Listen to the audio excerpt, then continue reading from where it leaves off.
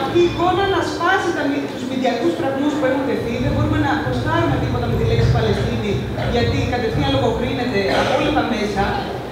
Οπότε θέλουμε με αυτή την εικόνα να φτάσουμε, το Ηράκλειο να φτάσει στην Παλαιστίνη.